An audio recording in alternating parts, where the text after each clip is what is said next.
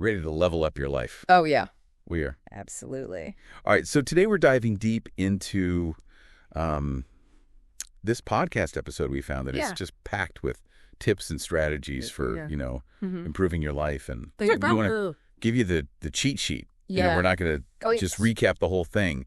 We want to go over the best insights. Yeah, the things that you can really use. Yeah, and things that really resonated with me, too. Yeah, and what's interesting is that they start with this idea of self-awareness as the foundation. Yeah. And they even have this quote. Oh, yeah. If you don't understand your strengths, weaknesses, triggers, and values, it's difficult to make informed decisions. Yeah. You can't build anything worthwhile without a solid base. Totally. And they use this analogy of driving a car with no idea how much gas you have. Right. So you're just cruising along, hoping for the best. Yeah, you don't want to be running on empty. Exactly right. Yeah. We don't want that. No. But they go beyond the typical journaling advice and journal for self-awareness. They actually suggest using it to uncover your default reactions to situations. Yes. Which I thought was really cool. Yeah. But do you tend to get defensive when criticized? Yeah. Do you avoid conflict by noticing these patterns? Right. You can start to choose more constructive responses. That's so helpful. It's so practical. Yeah. Because it's not just about venting in a journal. Right. It's like using it as a tool. It's about self-discovery. Yeah, for self-discovery. Yeah. And I love how they tie in mindfulness here. Yes. Not just as like a woo-woo practice. Right. But as a way to strengthen that self-awareness muscle in daily life. Absolutely. And they even suggest starting with just 5 minutes a day on a guided app. Yeah, just a little bit every day. Yeah. Yeah, which is totally not overwhelming. Yeah. And it's about creating space between a stimulus and your reaction. Yes. So let's say you're in a meeting and someone challenges your idea. Instead of immediately firing back, you can take a mindful pause. Observe your emotions and choose a response that's both authentic and professional. It's like hitting that pause button. Yes. Before things escalate. Exactly. I can see how that would be a game changer in so many situations. Sure. So speaking of handling tough situations, they go on to talk about emotional intelligence. Yes. And this is where it gets really fascinating. And argue that it's even more crucial for success than IQ. Really? Which is interesting. Yeah. And what's key here is they break emotional intelligence down into specific skills. Okay. It's not just about being nice or sensitive. Right. It's about understanding and managing emotions, both yours and others. For example, they talk about empathy, not just as recognizing someone's feeling sad, but actually understanding why they might feel that way. Right. Even if you wouldn't react the same way. Yeah, that's a really important distinction. It is. It's about seeing the world through their lens. Exactly. Not just projecting your own experience onto them. I can see how that level of understanding would be so powerful in building relationships. Oh, yeah. Whether it's with colleagues, friends, or family. Absolutely. And it goes beyond just understanding. Okay. They also emphasize the importance of regulating your own emotions. They give this great example of a high-stakes negotiation. Okay. If you let your anxiety or frustration take over, you might make impulsive decisions. Right. But if you can stay calm and focused, you're much more likely to achieve a favorable outcome. It's about being in control, not letting your emotions control you.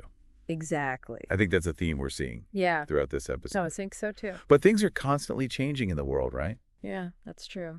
And that's where adaptability comes in. The source material even says, people who can pivot and embrace change are the ones who thrive. That's a good one. What are your thoughts on that? I think it's not just about surviving change. No. It's about actually using it to your advantage. Think about the rise of remote work. Some people resisted, clung to the old ways, and ended up feeling stuck. Right. Others embraced the flexibility, learned new skills, and opened up new opportunities. That really resonates with me. Oh, yeah. I used to be terrified of public speaking, but when the pandemic hit, I had to adapt. Yeah. And start doing virtual presentations. Right. It was definitely outside my comfort zone. Yeah. But it forced me to grow. And I actually discovered a whole new passion. Wow. For online teaching. That's amazing. Yeah. That's a fantastic example of how embracing change can lead to unexpected growth. Yeah, and this episode really dives deep into how to cultivate that adaptability. Yeah. They talk about the importance of having a growth mindset. So seeing challenges as opportunities for learning rather than threats. Right. Instead of getting discouraged when things don't go as planned, you reframe it as a chance to learn and improve. It's all about that perspective shift. Yeah. And they suggest making this a habit, even with small things. Like what? Like taking a different route to work. Okay. Or trying a new recipe. Yeah. It's about getting comfortable with stepping outside of that comfort zone. It's those small, consistent actions that build that adaptability muscle over time. Yeah, I love that. So speaking of facing challenges head on, yes, the source material also emphasizes resilience. Oh, yeah. And they're very clear that resilience isn't about never failing or never struggling. Right. It's about how you bounce back from those setbacks. Yeah. They actually share a pretty powerful story about their own business failing. Oh, wow. Which was devastating at the time. Yeah. But they used that experience to learn, adapt, and ultimately create something even better. That's great. Yeah. What's fascinating is that they connect resilience back to self-awareness. Oh, yeah. They say, if you don't know your own strengths and weaknesses, it's much harder to pick yourself up after a fall. So it's not just about being tough. Right. It's about understanding yourself well enough to know how to navigate those difficult times. It's like knowing which tools to use to rebuild. Yeah, that's a really good point. Yeah. And they give some really practical advice They do. for building a resilience. Yeah. One thing that stood out to me was the idea of setting small, achievable goals, especially after a setback. Yeah, just to get that momentum going again. Yeah, it's about regaining that sense of momentum and progress. Exactly. Even if it's just taking small steps forward. Yeah, even small steps are still steps forward. Exactly. And they also talk about the importance of having a strong why. Oh, yes. To fuel that resilience. Yeah, what's the bigger picture? Yeah, it's like, what's the bigger purpose that's driving you? If you have a clear vision of what you're working towards and why it matters to you, it's much easier to persevere through challenges. Absolutely. And they tie this into time management, which might seem like a completely different skill, right? But it's actually closely connected. Okay. They argue that how we manage our time directly impacts our ability to achieve our goals. That makes sense. And ultimately feel fulfilled. Yeah. If you're constantly feeling overwhelmed and behind, right, it's hard to stay motivated and resilient. Yeah, you just feel defeated. Exactly. They briefly touch on methods like time blocking and the Eisenhower matrix. But their main point is that it's not about finding the perfect system. Right. It's about finding what works for you. It's about finding what works for you and your unique needs. Yeah. And they go beyond just productivity. Okay. Emphasizing the importance of aligning your time with your values. Oh, that's a good point. So are you spending your time on things that truly matter to you? Right. It's about asking yourself that question. Yeah. Like, am I spending my time on things that truly matter? Exactly. If not, it might be time to reassess your priorities and make some adjustments. Absolutely. That's such a powerful point. Yeah. It's not just about getting things done. It's about living a life that feels meaningful. Yes. And aligned with what we truly care about. And I think that's a really important point. Yeah, but let's be real. We can't do it all alone, right? True. We need to be able to communicate effectively with others to achieve our goals and build strong relationships. Communication is key. Yes. Absolutely. And they highlight that effective communication is a two-way street. It's not just about expressing yourself clearly. Right. It's also about being a good listener. Okay. And they make a really interesting distinction between active listening and simply waiting for your turn to speak. Ooh. Have you ever done that? I'm guilty of that sometimes. Yeah. Oh, yeah, me too. Yeah. It's so easy to do. Yeah, I'm already thinking about what I'm going to say next instead of fully absorbing what the other person is saying. Right, exactly. It's a common trap. But active listening requires focus, empathy, and a genuine desire to understand the other person's perspective. Yeah. It's about putting aside your own thoughts and judgments and really tuning in to what they're saying, both verbally and non-verbally. Right. It's like you're treating the conversation as a tennis match. Yeah. Just waiting to volley back your own point instead of really trying to understand the other side of the net. Exactly. And that ties in nicely with the idea of emotional intelligence we were discussing earlier. Right. The more we can understand and manage our own emotions, the better equipped we are to truly listen to and empathize with others. Yeah. It's all connected. It really is. It's like each of these skills builds upon the others. Yeah. Creating this powerful toolkit for personal growth. I agree. Speaking of valuable tools, yes, the episode also delves into financial literacy. Oh, yeah. Which they argue is often overlooked. Right. But essential for overall well-being. It is. Yeah. And what I found insightful here is that they go beyond the typical budgeting advice. Okay. And emphasize the importance of understanding the psychology of money. Right. They talk about how our beliefs and emotions around money can often sabotage our financial goals. Yeah. Even if we have a solid plan in place. So it's not just about knowing how to create a budget or track your expenses. It's about understanding your own money mindset. Yes. And identifying any limiting beliefs that might be holding you back. Absolutely. They give this great example of someone who consistently saves money, Oh. but then sabotages themselves by making impulsive purchases because they don't believe they're worthy of wealth. Right. It's about addressing those deeper emotional and psychological barriers. That's so true. I think we all have those little voices in our heads. We do. That can sometimes undermine our progress. Yeah, for sure. But they do offer some practical tips for building financial literacy, right? Oh, yeah, they do. Yeah. One thing that stood out to me was the concept of automating your savings. Okay. They suggest setting up automatic transfers to a savings or investment account so that you're consistently building wealth without even having to think about it. I love that. Yeah. It takes the willpower out of the equation. Right. It's like paying yourself first. Exactly. Before you even have a chance to spend it. Before you can even touch it. Yeah. But they also emphasize the importance of being proactive when it comes to your finances. Yes. It's not just about saving. It's about making informed decisions about investing and planning for the future. They suggest doing your research, seeking advice from trusted financial professionals, Okay. and really understanding the risks and potential rewards before making any big financial decisions. So it's about being informed and intentional with our money. Yeah. Taking control. Yeah. Rather than just letting things happen to you. Which is a great segue into the next topic they cover. What's that? Decision making. Oh, yeah.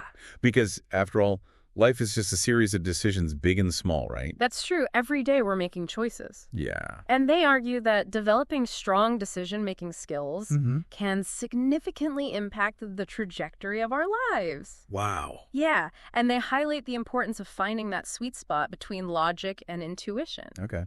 Sometimes we can overthink things, getting stuck in analysis paralysis. Right. While other times we might make impulsive decisions based solely on our emotions. It's about finding that balance. Yes. Using both our heads and our hearts to guide our choices.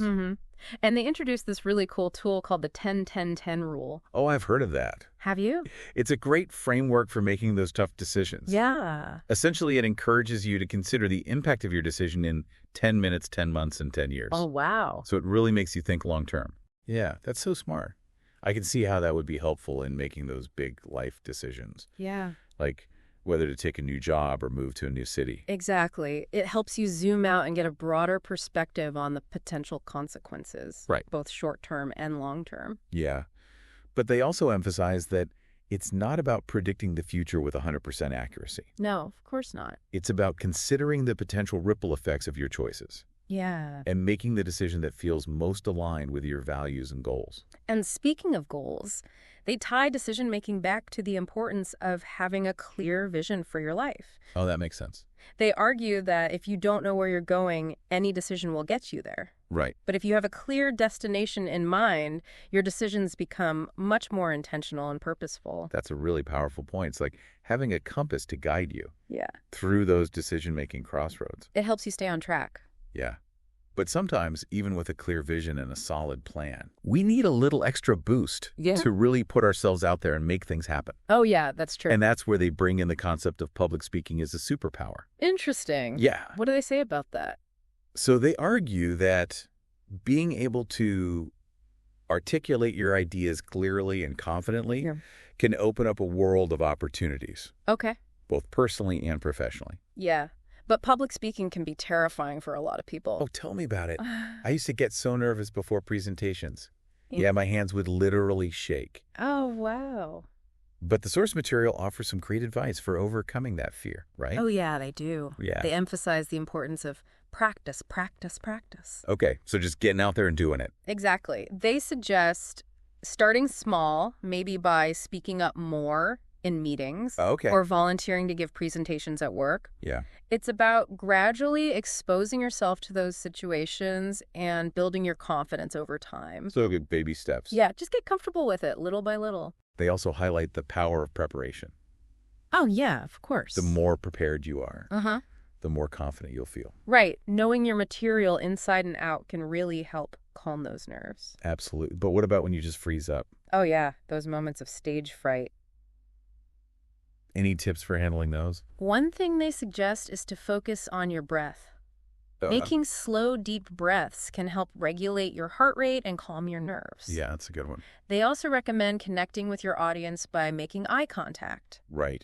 And using humor to create a more relaxed and engaging atmosphere. Those are great tips, and they also emphasize that it's okay to make mistakes. Yeah, that's a good point. Everyone messes up sometimes. Even the most seasoned speakers. Yeah, it's about how you handle those moments that really matters. Exactly. So what do they suggest? They encourage speakers to embrace those imperfections, laugh them off, and keep going. Oh, I like that. Yeah. It's about being authentic and relatable. Right, not trying to be perfect. Yeah. Not trying to be perfect. Yeah. I love that. Just be yourself. Yeah, it's about letting go of that pressure to be flawless and just focusing on connecting with your audience and sharing your message. Yeah, that's what people really respond to. Yeah. But even the most engaging speaker needs a receptive audience. That's true. And that's where they bring it back to the importance of active listening. Oh, yeah, full circle. Yeah. They argue that active listening is not just a crucial skill for public speaking. It's essential for building strong relationships. Okay.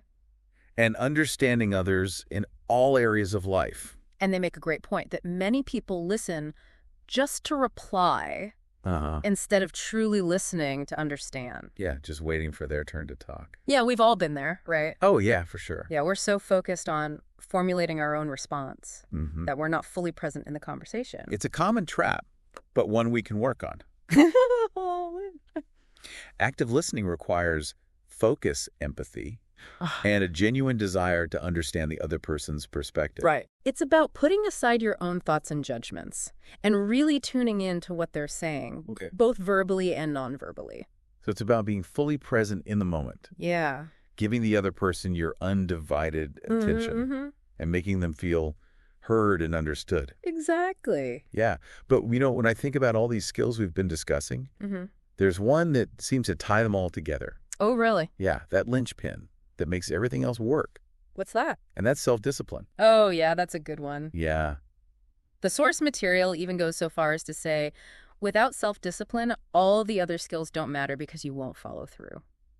Wow. It's the engine that drives real change. It's about having that inner strength to stay focused, motivated, and committed to our goals, even when things get tough. Absolutely. And the good news is that self-discipline isn't some magical trait that you either have or you don't. Right. It's a muscle that you can build over time. How do we do that? They emphasize the importance of starting small. Okay. Don't try to overhaul your entire life overnight. Right. Pick one small habit you want to develop, like making your bed every morning. Okay. Or going for a walk every day. And commit to it consistently. It's those small, consistent actions that build momentum. Exactly. And create a foundation for bigger changes. Yes. And they tie self-discipline back to several other skills we've discussed. Like what? Like time management, goal setting, and resilience. Okay. It's like a virtuous cycle. The more self-discipline you develop, the better you become at managing your time, setting achievable goals, and bouncing back from setbacks. Yeah, all of these skills work together. They do. To create a more fulfilling and successful life. Absolutely. This has been such an insightful deep dive. It has. We've covered so much ground already. We have. From self-awareness and emotional intelligence to adaptability, resilience, financial literacy, decision-making, communication skills, public speaking, and now self-discipline. Wow, we've been busy. It's like a masterclass in personal growth. Yeah. But we're not quite done yet. Oh, there's more. There's one more crucial area we need to explore. Okay, hit me. And that's goal setting. Oh, yeah. Because what's the point of learning all these amazing skills if we don't have a clear vision of where we want to go? It's like having all the ingredients for an amazing meal. Okay. But no recipe to follow. Right. You just end up with like a pile of ingredients. Yeah. You might end up with something edible. Yeah. But it's unlikely to be the culinary masterpiece you were hoping for. And the source material really emphasizes that goal setting isn't just about writing down a wish list. Right. It's about creating a clear roadmap for where you want to go. Okay. And how you're going to get there. So how do they suggest we do that? Well, they actually suggest starting with a vision board exercise. Oh, yeah. Where you gather images and words that represent your ideal future self. I like that. Yeah, it's about tapping into your creativity and really visualizing what you want to achieve, whether it's in your career, relationships, health, or any other area of life. It's about getting clear on your why. Yes. What's the deeper purpose that's driving you? What impact do you want to make on the world? And having a strong why can fuel your motivation and keep you going even when you face obstacles. Right. And speaking of obstacles, yes, they tie goal setting back to resilience. Oh, yeah, of course. Reminding us that setbacks are inevitable. They are a part of life. On the path to success. Yeah, you're going to hit some bumps in the road. It's not about avoiding failure. It's about having the grit and determination to pick yourself up and keep moving forward. I agree. And they suggest breaking down your big goals into smaller, more manageable steps. Yeah, smaller steps feel less overwhelming. Yeah, it's about creating a sense of momentum and progress, celebrating those small wins along the way. Absolutely, those small wins keep you motivated. And building confidence as you go. Right, it's like climbing a mountain. You don't just teleport to the summit. You take it one step at a time. Exactly, focusing on the next foothold. Yeah. And eventually you reach the top. And they also emphasize the importance of accountability. Oh, yes. Accountability is key. Sharing your goals with a trusted friend or mentor can provide support and encouragement along the way. It's like having a cheerleader in your corner. Right. Cheering you on every step of the way.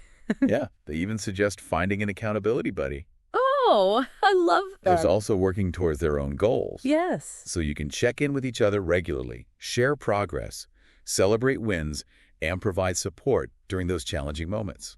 And it ties back to that theme of connection that we've been talking about throughout this whole deep dive. Yes. We're not meant to do this alone. Right. We need each other to support, encourage, and inspire us along the way. We do. Absolutely. And ultimately, this episode is all about empowering you. Yeah. To take control of your life, develop those life-changing skills, and create the future you desire. It's about realizing that you have the power within you to make a difference, to achieve your dreams, and to live a life that's truly fulfilling. So what does this all mean for you? Yeah, what resonated with you the most? What one skill or strategy from this deep dive resonated with you the most? And what one action step can you take this week to start implementing what you've learned? Write it down. Yeah. Make a plan. Big action. And take that first step today. You got this. Remember, even the smallest actions can lead to extraordinary results over time. Absolutely. All right, so we're going to dive into some life-changing skills. It's like we're putting together this toolkit for personal growth just for you. We've got some notes here from Elevate Your Life, which is a podcast hosted by a guy named Alex. And in this episode, he's talking with a life coach named Emma. And they're covering a lot of different skills. So we're going to try to extract the most useful stuff for you and see what resonates. Yeah, they start with self-awareness, right? Which I think we can all agree that's the foundation. Like, right. You can't really build a house without a solid foundation. You can, that's true. And Emma actually suggests this really cool journaling exercise. Every morning, you just write down 3 things you appreciate about yourself. Like, it sounds simple, but if you do it consistently, it can really shift your perspective. Yeah, I like that, even if it's something small.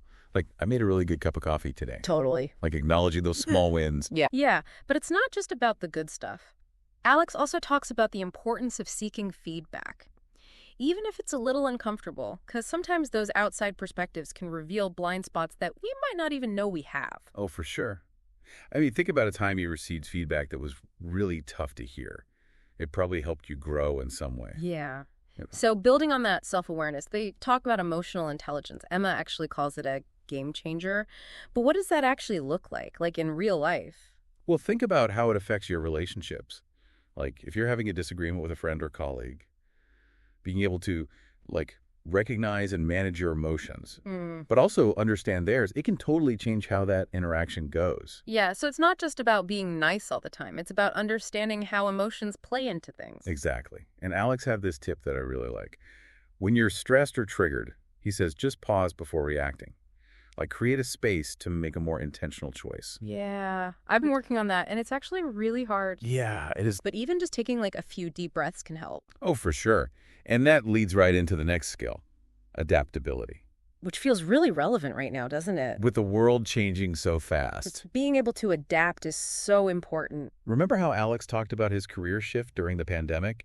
He had to completely rethink his approach to work, and it actually led to some really cool new opportunities. That's a great example. So it's not just about surviving change, it's about thriving in it. Exactly. And Emma talks about a growth mindset, which is basically seeing those challenges as opportunities. So instead of thinking like, oh no, everything's falling apart, you think, okay, how can I learn from this and come out stronger? Right. And speaking of coming out stronger, there's resilience, like that ability to bounce back from setbacks. Because, those setbacks, they happen to everyone. Alex actually shared a pretty personal story about a business he started that failed. But instead of letting it defeat him, he turned it into a learning experience and built something even better. It's so great that he shared that. It makes resilience seem a lot more attainable. For sure. And he mentions another key skill that goes along with that, perseverance. Yeah, that's so important, especially with our culture of instant gratification. Yeah. Like we're constantly bombarded with this idea that success should be easy and fast. But perseverance is all about, it takes time and consistent effort. It does. Alex recommends finding your why, like that deep motivation that keeps you going when you want to give up. What would you say is your why? That's a great question. It's easy to lose sight of that in the day-to-day, for sure. Totally. All right, now, for something that I think a lot of people struggle with, time management. Do you ever feel like there's just not enough time in the day? Oh, yeah, all the time. Alex is a big fan of time blocking, which is basically scheduling blocks of time for specific tasks. So instead of just reacting to whatever comes up, you're being proactive. Yeah. Emma, on the other hand, she likes the Eisenhower matrix. Which, for people who haven't heard of it, it's this tool for prioritizing tasks based on how urgent and how important they are. You've got those 4 quadrants. Urgent and important. Important but not urgent. Urgent but not important. And neither urgent nor important. Right. And the idea is to focus on that first quadrant, urgent and important. And then you can move on to the important but not urgent stuff. It's a good way to see your priorities, Are you more of a time blocker or an Eisenhower matrix person? I kind of use both. It depends on the day and what I need to get done. Yeah, I think that's a good approach. Okay, moving on. Communication. This one impacts every area of life, don't you think? Oh, absolutely. Relationships, work, everything. And they both talk about active listening as being such a crucial skill. It's so easy to just listen to reply. But actually trying to understand the other person's perspective, that's where the magic happens. Yeah, have you ever caught yourself doing that? Like just waiting for your turn to speak? All the time. It's definitely something we all need to be more mindful of. One thing that helps is asking clarifying questions. Shows the other person you're really engaged. That's a good tip. Now let's talk about something that I think makes a lot of people nervous. Public speaking. Yeah, a lot of people are afraid of it. But it's such a powerful tool. Both Emma and Alex recommend starting small and gradually building your confidence. I like how they reframe it as a superpower. Yeah. Think about the impact you could have if you could confidently get your ideas across and connect with an audience. It could really open doors. Okay, here's one that often gets overlooked. Financial literacy. Yeah, I get it. It's not the most exciting topic, but it's so important. Managing your money affects everything. Your security, your freedom, your future. And it doesn't have to be complicated. Alex has this strategy he uses, automating your savings. It's a great idea. It takes the emotion out of it. You just set it up once and then it just happens. Have you tried that? I have, yeah. It's amazing how much it adds up over time. It really is. Okay, next up is decision-making, which is something we're doing constantly, right? Every day. We're bombarded with choices all the time, and it can get really overwhelming. Emma brings up this interesting tool, the 10-10-10 rule. Have you heard of that one? Yeah, it's pretty cool. Basically, you ask yourself how a decision will impact you in 10 minutes, 10 months, and 10 years. Makes you think long term. Yeah, forces you to consider those future consequences. Yeah. And finally, we have self-discipline, which in my mind is like the glue that holds all of these other skills together. Absolutely. Right. You can have all the knowledge in the world, but without self-discipline, you're not going to take action. But the good news is, it's like a muscle you can train. Right. Emma ends with a great tip. Building self-discipline through small habits, like even just making your bed every morning, can create a sense of order and accomplishment that can carry over into other areas of your life. What do you think about that? It sounds so basic, but I can see how that could create, like, a ripple effect. It's about building momentum. Yeah. So we've covered a lot here. It's like we've assembled this incredible toolkit. But now the question is, what are you going to build with it? What really stood out to you? I think it's interesting how all these skills are connected. Like, self-awareness is the base, and that leads to emotional intelligence, which helps you deal with stress and navigate relationships better. It's like they build on each other, right? Yeah, exactly. You get that positive feedback loop. The more you work on one, the stronger the others get. And then perseverance and self-discipline, those are like the engines that drive everything. Totally. It's not enough to just know about them. You got to actually use them. So thinking about all these skills, which ones do you think you might be neglecting? Yeah, is there anything you feel stuck with? Like maybe you're feeling stagnant at work and need to be more adaptable. Yeah. Or maybe you're feeling overwhelmed and your emotional intelligence needs a boost. It's about figuring out where you need to grow and then taking those small steps. Remember how they kept saying, start small? Yeah. What's one tiny thing you could do today to work on one of these skills? It doesn't have to be anything huge. Maybe just 5 minutes of journaling. Or really try to listen actively during your next conversation. Or set a small financial goal and automate a savings transfer. Yeah, just something to make it real. The possibilities are endless. The key is to take that first step. Personal growth is a journey, not a destination, right? Exactly. It's about constantly improving. So there you have it, your deep dive into life-changing skills. What was your biggest takeaway? What really struck me is how doable all this is. It's not about some huge life change. It's about making small choices every day. Yeah, you don't have to do everything at once. Just pick 1 or 2 things that resonate with you. Exactly. Find what works for your goals and what you're going through right now. And remember, you're in control of your own growth. A little effort and consistency can make a big difference. So think about that one skill that really stood out to you. What's one tiny, ridiculously easy thing you could do today to start building that skill? Seriously, it could be setting a reminder to do 5 minutes of mindfulness. Or maybe texting a friend to ask for honest feedback. The point is, do something. Write it down. Put it in your calendar. Tell someone. The magic happens in the doing, not just the thinking.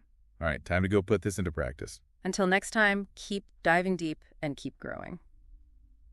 As we're wrapping up, I keep thinking about this idea of personal growth as a journey. It's not like you reach some destination and you're done.